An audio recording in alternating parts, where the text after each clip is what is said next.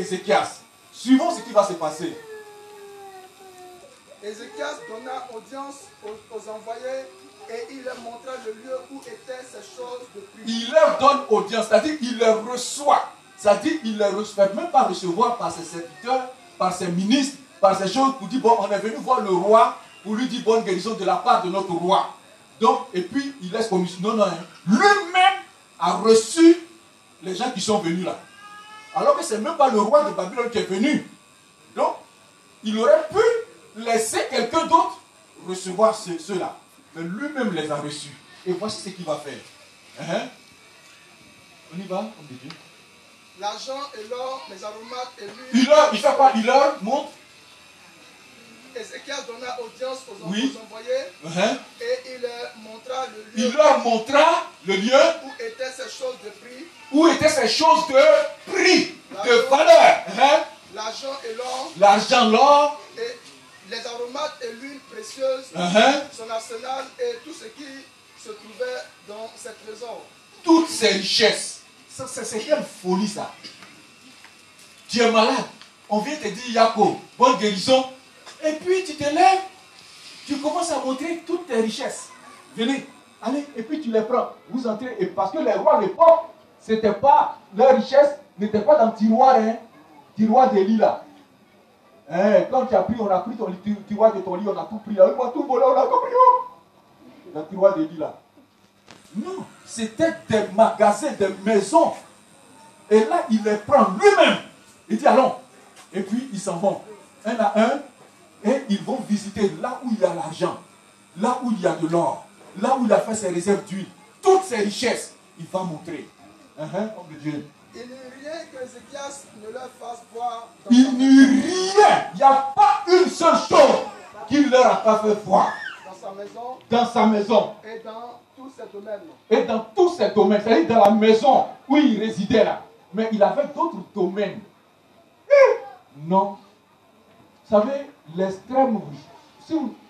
Et ça, je vous dis ça, hein, le jour où tu es très, très, très en joie, il faut partir prier. Fais attention. Le jour où tu te sens trop en joie, oh, la joie m'a envahi, la joie me déborde. Il faut aller prier. Amen. Parce que c'est en ce moment-là qu'on fait des folies.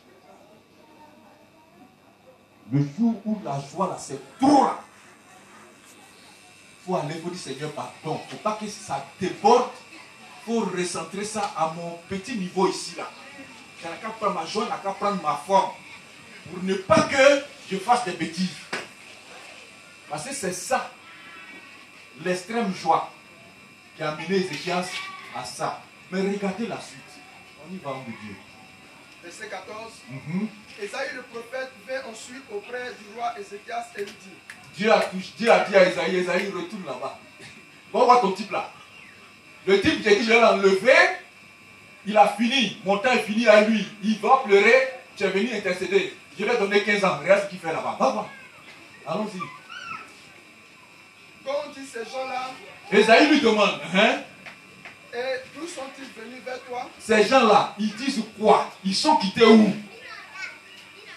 Là, la réponse d'Ézéchias. Ézéchias répondit, ils sont venus d'un pays éloigné de Babylone. Voilà. Ça dit, oh, c'est bon de lire la parole de Dieu. Ézéchias va répondre, ils sont venus d'un pays éloigné. C'est là qu'il a commencé d'abord. Hein. Et comme il sait qu'Ésaïe va lui demander la suite, et que c'est un prophète qui connaît, il corrige maintenant de Babylone. On dit qu'il vient de Babylone, mais il a voulu mentir. Mais comme il sait à qui il parle, il a corrigé vite de Babylone. D'accord. On y va. Ésaïe dit encore, qu'ont-ils vu dans ta maison? Qu'ont-ils vu dans ta maison? On y va. Ézéchias répondit, ils ont vu tout ce qui est dans ma maison. Ils ont vu tout ce qui est dans ma maison. Il n'y a rien dans mes trésors que je ne leur ai fait voir. Il n'y a rien dans mes trésors. Je suis sûr même que sa femme même ne connaît pas même tous ces trésors-là. Mais ceux-là, il leur a montré. Alors Ésaïe dit à Ézéchias. Ésaïe va parler maintenant. Écoute la parole de l'Éternel. Écoute la parole de l'Éternel. Voici les temps viendront où l'on emportera à Babylone tout ce qui est dans ta maison. Le temps vient où ce que tu as permis que leurs yeux voient, ils vont tout venir prendre tout. Et puis ils vont envoyer ça à Babylone là-bas. Et ce que tes pères ont amassé jusqu'à ce jour. Et ce qui fait mal dans cette histoire, quand vous lisez même dans le livre des rois et tout ça, vous voyez que c'est depuis ce que Salomon, le roi Salomon a emmagasiné comme richesse. Parce que tout ce qui restait depuis David, Salomon, tout l'or, les richesses là, c'est tout ça là qui était là. Oh, ils sont venus, ils ont tout pris, quand vous lisez. Il n'en restera rien, dit l'Éternel. Il n'en restera rien, rien, rien. Ils vont tout prendre. Et l'on prendra de tes fils qui seront sortis de toi. On va prendre tes enfants même. Que tu auras engendrés pour en faire des eunuques dans le palais du roi de Babylone. On va prendre même tes enfants pour en faire des eunuques. C'est-à-dire, le roi de Babylone, il va prendre tes enfants qui sont sortis de toi pour faire gardien de ses femmes. Bon, comme le roi de Babylone, il est plus intelligent que toi, donc lui, il va faire de tes enfants des, c'est-à-dire, il va les castrer. Il va enlever les testicules pour être sûr qu'il ne puisse pas toucher à ses femmes et à ses enfants, à ses filles. C'est ça qu'on appelle les nuques là. On enlève ça. Voilà. Il fait pipi seulement. C'est tout. Il n'y a plus autre chose à faire encore. Parce que lui, au moins, il a l'air plus intelligent que toi. Donc, comme tu n'es pas intelligent, je vais te montrer. Homme de Dieu, on y va. Mais regardez la suite. Verset 19. Verset 19. Ézéchias répondit à Esaïe. Écoutez ça. Voici où le problème de Manassé est venu. Il répond maintenant à Esaïe. Là, on t'a dit ça là, tu ne peux pas pleurer.